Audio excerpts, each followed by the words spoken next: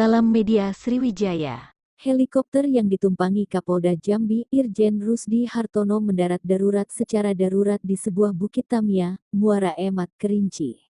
Seluruh penumpang yang ada di helikopter itu selamat.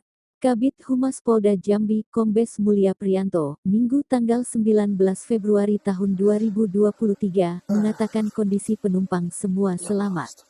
Mulia mengatakan Irjen Rusdi bersama rombongan terbang menggunakan helikopter dalam agenda tugas ke Polres Kerinci. Kemudian dia menyebut helikopter yang ditumpangi PJU Polda Jambi adalah helikopter milik Polri jenis Super Bell 3001.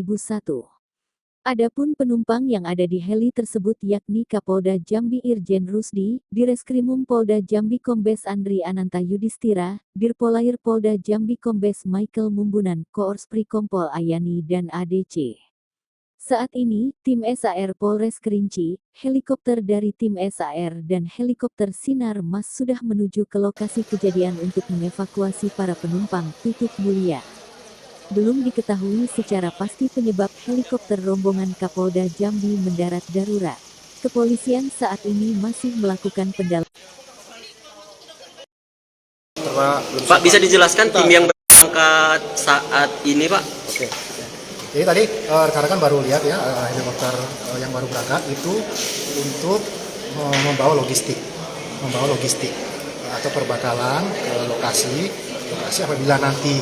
apabila nanti bisa dicapai, helikopter tersebut akan mendarat di dekat-dekat lokasi, gitu ya rekan-rekan ya.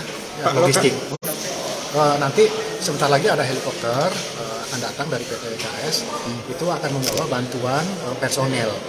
Rekan-rekan bisa lihat tadi di luar ada dari Basarnas, dari Brimob, ya teman-teman ya. Itu nanti menyusul ke sana untuk dalam rangka memberikan bantuan untuk evakuasi. Teman-teman media yang lainnya terkait video atau foto yang beredar, yang viral, belum bisa dipastikan kebenarannya.